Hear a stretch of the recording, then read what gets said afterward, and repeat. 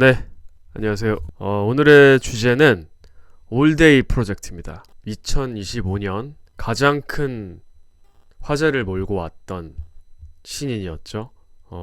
뉴진스 이후에 가장 화제를 불러일으킨 신인이었다고 생각이 듭니다. 데뷔하자마자 커다란 화제를 불러일으켰고 음원 차트도 1위를 거뒀고 연일 화제가 되면서 블랙 레이블의 큰 성과를 안겨준 그런 팀이 됐죠. 블랙 레이블은 어떻게 보면 골든과 더불어서 올 시즌 아주 좋은 행보를 보이고 있습니다. 기사가 떴죠. 올데이 프로젝트가 이제 컴백을 한다는 기사가 떠서 컴백에 맞춰서 이제 이번 주제를 정하게 됐습니다. 올데이 프로젝트가 어떻게 성공할 수 있었는지, 성공할 수 있었던 요인에 대해서 한번 분석을 해보고 관련해서 이번 컴백과 앞으로의 행보에 대해서 한번 예측을 해보는 방향으로 이야기를 나눠보도록 하겠습니다. 데뷔와 함께 성공을 할 수 있었던 이유를 꼽아보자면 크게 세 가지 정도로 나눠볼 수 있을 것 같은데요.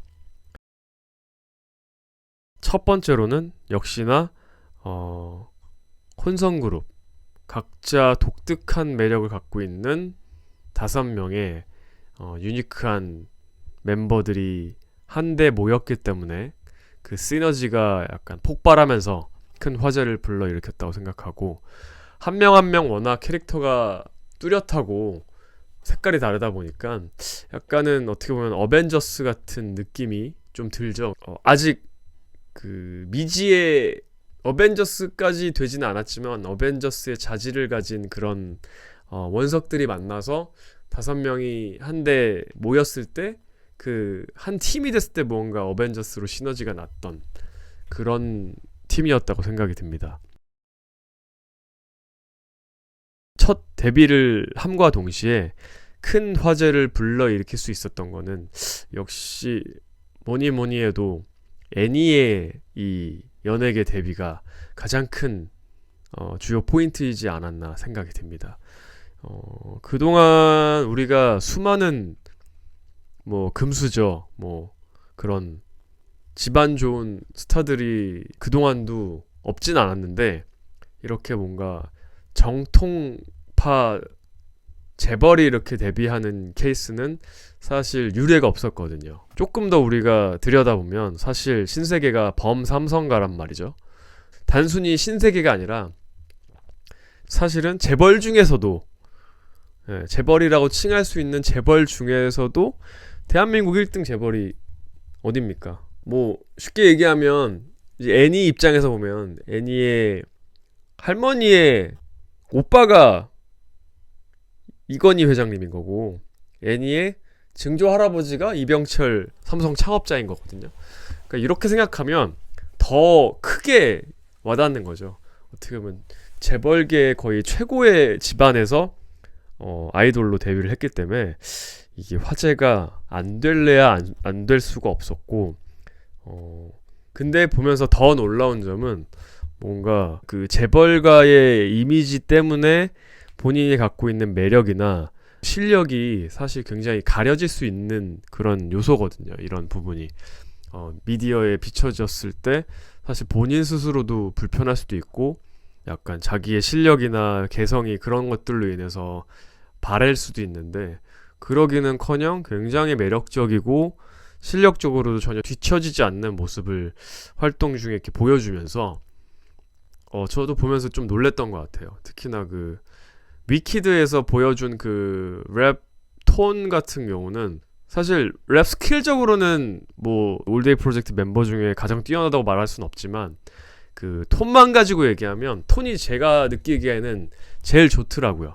그 딕션이나 갖고 있는 그 목소리가 약간 까랑까랑하게 나와서 장기적으로 봤을 때 포텐셜만 보면 제일 잘하는 멤버가 되지 않을까란 예측을 좀 해봅니다. 굉장히 유니크한 톤을 갖고 있어가지고 어쨌든 그래서 실력적으로도 사실 좀 기대가 되는 멤버고, 특히나 저는 랩에서 좀 기대감을 그 위키드 들으면서 느꼈고, 그래서 다음 음원에서 지금 애니의 랩 파트를 좀 기대를 하고 있습니다. 발전하는 모습을 보면 되게 재밌을 것 같아요. 지금도 좋은데 소스가 좋은 거거든요. 알맹이가 좋은 거라서 여기에 이제 기술적인 발전들이 붙고 너 퍼포먼적으로 나와주면 굉장히 실력파로 저는 자리매김할 수 있을 거라고 좀 예상을 해봅니다. 그리고 외모 역시도 굉장히 매력적이죠. 뭐 자꾸 언급을 안 할 수가 없는데 사진만 봐도 이명희 회장님을 굉장히 빼닮은 그런 외모라서 뭐 재벌의 이미지를 버릴래야 버릴 수 없는, 예, 뭔가 할머니의 그 정통 블러드가 엄마보다도 더 이렇게 유전적으로 외형적으로 내려온 듯한 느낌이어서 뭔가 굉장히 예쁘면서도 카리스마 있는 이미지가 함께 공존하고 있는 그런 느낌입니다. 애니를 기존에 데뷔했던 K-팝 아티스트랑 비교해서 표현을 하자면 저는 약간 순한 맛 CL? 예. 약간 조금 더 CL보다는 조금 더 순한 느낌이지만 굉장히 카리스마 있고 뭔가 그 포스 있는 그 느낌은 또 그대로 가지고 있는. 근데 거기에 뭔가 고급스러운 느낌이 한 스푼 더해진, 그리고 조금 더 여성스러운 이미지가 더해진 그런 느낌이 아닐까 싶습니다. 외적으로 그래서 굉장히 매력적이고 본인이 그리고 굉장히 그 뷰티라든지 패션에도 관심이 되게 많은 것 같아요. 앞으로 제가 봤을 때 감히 예상을 해보자면 올데이 프로젝트 활동을 하면서 장기적으로는 킴 카다시안 같은 그 카다시안 가문이 좀 그런 쪽으로 굉장히 사업을 잘하잖아요. 근데 본인의 그 블러드대로 본인의 그 집안의 피를 못 속인다고 뷰티 혹은 패션 사업을 좀 확장해서 해보지 않을까. 신세계랑은 좀 별개의 자기의 브랜드를 런칭해서 하지 않을까라는 생각이 조금 들더라고요. 뭔가 그 비하인드나 자컨이나 이런 거 봤을 때 느낌이 언젠간 그런 거를 할 것 같다는 생각이 좀 들더라고요. 애니와 더불어서 또 크게 화제가 됐던 멤버가 저는 타잔이었다고 생각합니다. 그 첫 번째 티저 이미지가 떴을 때 약간 좀 충격받았었어요. 왜냐면 K-팝 아티스트가 그런 흑인 컬처, 그러니까 단순 힙합이 아니라 약간 NBA의 그 컬처까지 조금 가져와서 패션에 접목하는 그 모습에서 개인적으로는 제가 NBA의 되게 오랜 팬이고 블랙 컬처를 오랫동안 이제 좋아했던 사람으로서는 그냥 그 처음 공개된 티저에서 그 아웃핏 자체가 굉장히 제 이목을 끄는, 왜냐면 거기 그 첫 번째 티저 이미지를 지금 보시면 아시겠지만 머리에 그 헤드밴드와 그 콘로우, 그리고 이제 그 팔에 암슬리브, 손목에 밴드까지, 이게 사실 다 물론 지금 힙합 아티스트들도 그런 이제 액세서리를 착용하긴 하는데 뭐 트래비스 스캇도 자주 착용하기도 하고, 근데 사실 이거의 원조격은 앨런 아이버슨이라는 NBA의 스타거든요. 그 앨런 아이버슨이 NBA의 그 패션의 선두주자였었고 컬처랑 뭔가 힙합 컬처랑 엮어가지고 되게 패셔너블한 그런 아이코닉한 인물로 자리매김한 NBA 스타인데, 그 아이버슨의 시그니처 같은 그 콘로우의 헤어밴드, 암슬리브 이런 것들을 착용하고 첫 번째 티저를 찍은 것 자체가 저한테는 임팩트가 강했고 굉장히 주의 깊게 그 다음부터 보게 됐던, 그리고 거기에 보시면 5명이 다 올블랙 룩인데 혼자만 시카고 조던을 신고 있습니다. 시카고 조던이 그 에어 조던의 가장 상징적인 시그니처 신발이고, 저 같은 경우는 이제 아무래도 NBA를 좋아하다 보니까 당연히 조던의 팬일 수밖에 없고, 이 뒤에 있는 이 액자도, 네, 뒤에 있는 액자도 이 마이클 조던의 마지막 더 라스트 샷의 그 액자거든요. 그만큼 제가 이 NBA와 조던에 대해서 관심을 많이 갖고 있는데, 그 패션 하나만 봐도 그 사람의 그 바이브를 알 수 있거든요. 뭐 블랙 컬처에 대한 그 관심이 엄청 많아 보이고, 특히 패션 쪽으로 모델 출신이라 그런지 그리고 단순히 관심이 많은 게 아니라 흑인들의 바이브를 최대한 살려낸 그런 느낌을 주고 있어서 저는 처음부터 굉장히 관심 있게 보고 있고요.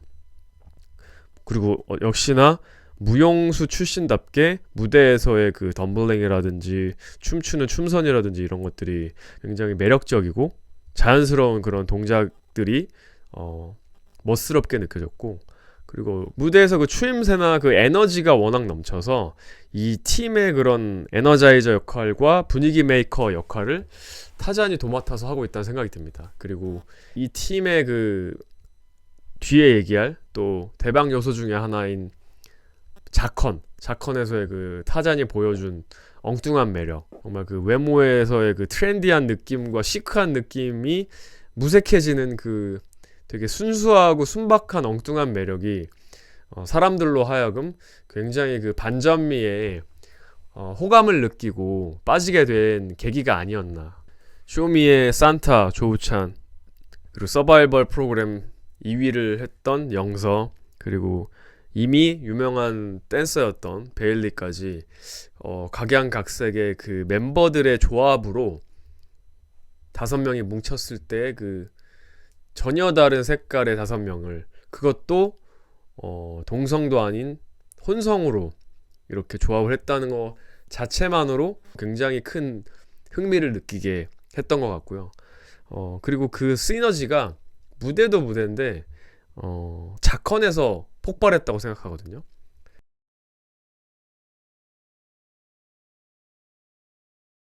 이 팀의 성공 요인 두 번째는 자컨입니다. 뭔가 마치 예전 21TV, 이거 아시는 분들이 얼마나 있을지 모르겠지만 21이 데뷔하고 사실 인기를 얻었던 되게 큰 요인 중에 하나가 21TV였거든요. 그래서 그 자컨에서 보여주는 뭔가 그 멤버들의 엉뚱한 모습, 무대 위에 그 카리스마와는 반전되는 그런 엉뚱한 모습이 굉장히 매력적으로 대중들한테 비춰졌었는데, 그런 게 이제 올데이 프로젝트에 고스란히 이제 반영이 되면서 예전 감성을 살린 21TV의 향수를 불러일으키는 그런 연출과 자컨을 찍은 게 두 번째로 큰 요인이 아니었나 생각이 듭니다. 그리고 마지막으로 세 번째는 돈 냄새 나는 영상과 음악이 아니었나. 제대로 된 때깔난 느낌의 뮤비와 퍼포먼스 비디오, 그리고 음악들이 어우러져서 각양각색의 매력과 반전 섞인 그런 모습들을 무대에서 올라왔을 때 극대화 시켜주지 않았나 싶습니다. 무대 위의 모습과 무대 아래서의 그 갭을 굉장히 크게 벌릴 수 있는 역할을 이런 영상과 음악에서 충분히 구현해내지 않았나 싶습니다. 그래서 무대 위에서만큼은 굉장히 프로페셔널한 모습을 5명이 잘 보여줬고, 페이머스와 위키드 두 곡 모두 굉장히 트렌디하면서도 어렵지 않고 그 훅이 다 굉장히 쉽게 구성이 돼 있어서 대중들로 하여금 뭔가 어렵지 않게 소비할 수 있게끔 잘 만든 트랙들이었다고 생각이 듭니다. 올데이 프로젝트를 보면서 많은 사람들이 저랑 비슷하게 느꼈을 것 같은데, 뭔가 예전 초창기 YG 냄새가 많이 나는 그런 느낌의 팀이었다고 생각이 들어요. 그래서 저는 올데이 프로젝트를 굳이 비교하자면 21이랑 가장 유사한 것 같아요. 기존에 있었던 그 걸그룹의 표본이 됐던 그런 비주얼과는 전혀 다른 느낌으로 나왔었거든요. 그래서 사람들로 하여금 오히려 그게 되게 신선하게 반전의 매력이 됐던 것 같은데, 올데이 프로젝트도 굉장히 개성 강한 이미지를 가지고 있어서 그 5이 또 그 조화가 굉장히 좋은 것 같고, 뭔가 초창기 빅뱅과 21의 그 느낌을, 향수를 불러일으키는 그런 팀이지 않나라는 생각이 듭니다. 컴백을 앞둔 시점에서 주요 관전 포인트를 꼽아보자면, 어떻게 보면 이제 올데이 프로젝트가 정말 이제 슈퍼스타로서 완벽하게 자리매김해서 나갈 수 있을지, 아니면 초반에 기세를 이어가지 못할지, 사실 이번 음원과 앨범에서 굉장히 크게 좌지우지 할 수 있을 거라고 보거든요. 데뷔 화제성 하나만큼은 뉴진스 이후 최고였고, 다만 약간의 리스크라고 할 수 있는 부분은 굉장히 큰 장점이자 또 반대로 단점이 될 수 있는 혼성 그룹이라는 리스크가 또 있습니다. 혼성이기 때문에 사실은 팬덤을 만드는 게 어쨌든 조금은 약할 수밖에 없거든요. 그래서 지금 일단 대중성 하나만큼은 그 어떤 다른 신인 팀과 비교해서 지지 않을 정도의, 혹은 기존의 성공한 팀들과 비교해도 뒤처지지 않을 정도의 화제성과 대중성을 확보를 했는데, 과연 그 화제성과 대중성만큼 팬덤을 모아서 성장할 수 있을 것인가? 그거는 이제 이번 앨범 판매량이라든지 이제 공연, 투어 이런 거에서 아마 판가름이 날 거라고 생각합니다. 사실 팬덤은 공연과 어떻게 보면 앨범 판매량에서 그 팬덤의 힘이 직결이 되는 거거든요. 그래서 과연 올데이 프로젝트가 그 혼성의 한계를 깨고 팬덤을 정말 막강하게 키워나갈 수 있을지, 그게 어쨌든 이번 앨범의 성패가 될 것 같고, 그 팬덤을 키우기 위해서라도 자컨이 굉장히 중요한 역할을 할 거라고 생각해요. 단순히 무대만으로는 팬덤을 모으기에는 저는 한계가 있다고 봅니다. 왜냐면 어쨌든 이 팬덤을 만든다는 건 팬들과의 소통이고, 그냥 팬들이 봤을 때의 그 친밀감을 느껴야 되고, 무대와 무대 아래서의 다른 갯모가 있었을 때에 빠져드는 그런 부분들이 있는데, 그거를 사실 이 혼성의 약점을 극복하고 뭔가 매력과 장점으로 승화했던 게 올데이 프로젝트는 전 자컨이었다고 생각해요. 그래서 중간에 자컨이 중단됐을 때 조금 댓글들이 반응이 좀 안 좋았었어요. 이 반응 오고 있는데 왜 더 안 찍냐. 그래서 앞으로는 사실 이게 활동 비활동기랑 관계없이 자컨을 잘 찍어 나가는 게 굉장히 중요할 거라고 저는 생각이 들고, 그 자컨으로 팬덤을 탄탄하게 늘려가는 게 굉장히 중요할 거라고 생각이 듭니다.